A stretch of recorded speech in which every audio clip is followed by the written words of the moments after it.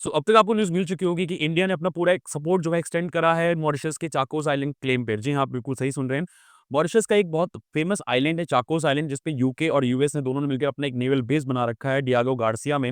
उसके बारे में पूरा जानेंगे कि क्या है आर्चिपेलागो पूरा और क्या है पूरा मामला, और यूके कैसे इससे कहीं न कहीं एक इम्पैक्ट होगा इसके ऊपर, और चलिए जानते हैं इस पूरे वीडियो में। खैर वीडियो के अंत तक बने रहिए, क्योंकि वीडियो के आखिरी में आपको कुछ ऐसे फैक्ट्स बताने वाला हूँ जो आपको चौंका देंगे।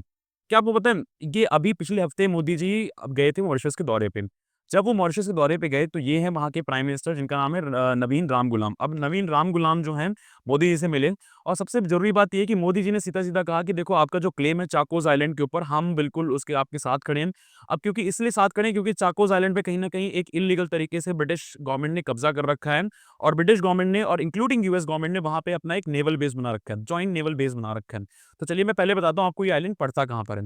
देखो, ये है हमारा प्यारा भारत, और हमारे प्यारे भारत में आप देखो ये थोड़ा-सा नीचे की तरफ जाएँगे तो ये है, आप समझ लीजिए ये है हमारा मेडागास्कर, और मेडागास्कर के ऊपर की तरफ जाएँगे तो ये है आपका सेशल्स, सेशल्स के साइड में देखेंगे तो ये है आपका मॉरिशस, मॉरिशस के ऊपर तरफ आएँगे तो ये देखिए आप, ये यहाँ पे है ब्रिटिश इंडियन ओशन टेरिटरी, और ब्रिटिश इंडियन ओशन टेरिटरी, और यही जो है कहीं न कहीं कहलाता है आपका चाकोस आइलैंड, चाकोस आर्किपेलागो। अब आर्किपेलागो मतलब या आर्चिपेलागो मतलब क्या होता है, यानी ग्रुप ऑफ आइलैंड, ठीक है? ग्रुप ऑफ आइलैंड को आर्किपेलागो बोलते हैं। अब ये चारगो आर्किपेलागो का इतिहास जो है काफ़ी पुराना है। थोड़ा मैं आपको हिस्ट्री में लेके चलता हूँ। तो देखो, अगर मैं बात करूँ थोड़ा हिस्ट्री में लेके चलूँ, तो इस आइलैंड का जो इतिहास है वो कहीं न कहीं आप ये समझें कि ये 17th सेंचुरी पुराना है। मतलब 17th सेंचुरी तब जब पोर्तुगीज़ इंडिया आया करते थे, और रास्ते में उनको एक पिट स्टॉप या एक स्टॉप ओवर लेना होता था, तो इस आइलैंड पे रुक के वो लोग रेस्ट करते थे, एंड फाइनली वो इंडिया आया करते थे। अब आपको बताऊँ मैं, तो कहीं न कहीं उसके बाद जब थोड़ा समय बीता, तो 18th सेंचुरी की बात बता रहा हूँ मैं। 18th सेंचुरी में फ्रांस ने यहाँ पर आके अपना झंडा गाड़ा और कब्ज़ा करा। फ्रांस ने जब इस पे झंडा गाड़ा, अपना कब्ज़ा करा, उसके बाद इन्होंने 2 टेरिटरी बनाई। एक का नाम था आइल दे फ्रांस, जो आज की डेट में मॉरिशस के नाम पे जाना जाता है, और दूसरे का नाम था सेशेल्स। आपने सेशेल्स का नाम सुना हो, जो कि अगेन एक इंडिपेंडेंट कंट्री है आज की डेट में, ठीक है? सो आइल दे फ्रांस जो उन्होंने बनाया था वो 1750 में बनाया था, और सेशेल्स 1744 में बनाया था।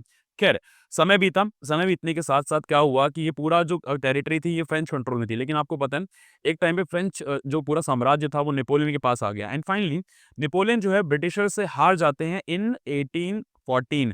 अब जब वो ब्रिटिशर से हारते हैं तो उनको पूरी की पूरी अपनी टेरिटरी देनी पड़ती है, इंक्लूडिंग दिस टेरिटरी, यानी इनको आइल दे फ्रांस और सेशेल्स दोनों देना पड़ता है, और सारे के सारे आइलैंड देने पड़ते हैं, इंक्लूडिंग द चाकोस आइलैंड, जो कि आपको पता है ये एक करंटली ये एक जियोपॉलिटिकल कंसर्न बना हुआ है टुवर्ड्स द मेनी कंट्रीज। खैर, आगे बढ़ते हैं। फिर क्या हुआ, अब यहाँ पे क्या हुआ कि धीरे-धीरे करते-करते कंट्रोल यूके का कंप्लीट रहता है, लेकिन फिर समय थोड़ा बदलता है, टाइम आता है अराउंड, मैं बात करूँ 1960 की बात कर रहा हूँ, जब कोल्ड वॉर एरा चल रहा था। यूएस ने एक सीक्रेट टॉक करी है, यूएस ने साथ मिलके यूके से कहा, भाई एक काम करते हैं, यहाँ पे हम लोग अपना एक सीक्रेट नेवल बेस बनाते हैं।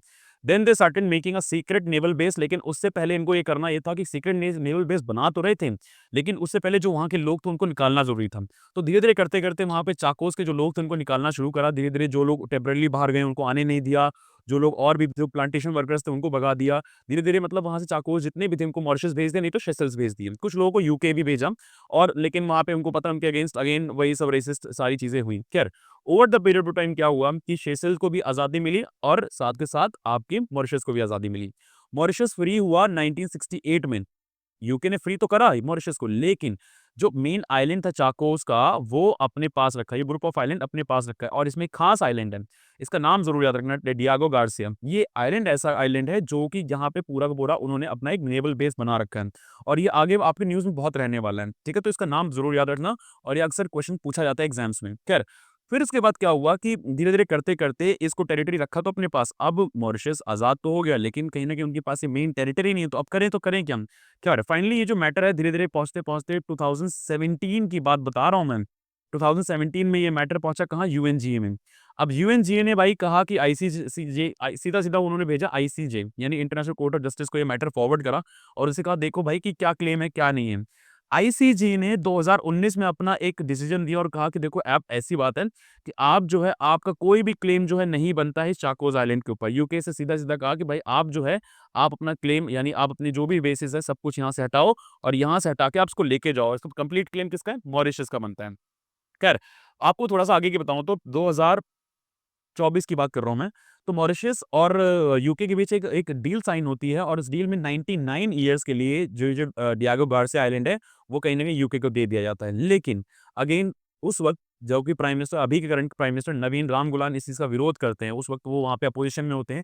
इसका विरोध करते हैं और विरोध में सीधा-सीधा बोलते हैं कि भाई आपने सीधा-सीधा बेचा है इस आइलैंड को, ठीक है? सो एज़ यूजुअल क्योंकि बेचना ही हुआ एक किस्म से। ख़ैर, फिर क्या हुआ है कि करंटली सिचुएशन ये है कि ये न years over the period of time Ram Gulam अब जो हैं वो पावर में आ चुके हैं और कंप्लीटली इंडिया साथ देता है राम गुलाम जी का इस पूरे कंट्रोल के ऊपर क्योंकि ये सिचुएशन ऐसी अराइज़ हुई है। ख़ैर, आई होप आपको ये वीडियो समझ आई होगी एंड आई होप आपको ये क्लेम समझ आया होगा कि क्या क्लेम कर रहा है मॉरिशस एंड ऐसी वीडियोज़ के लिए अभी आप फॉलो करें। Thank you.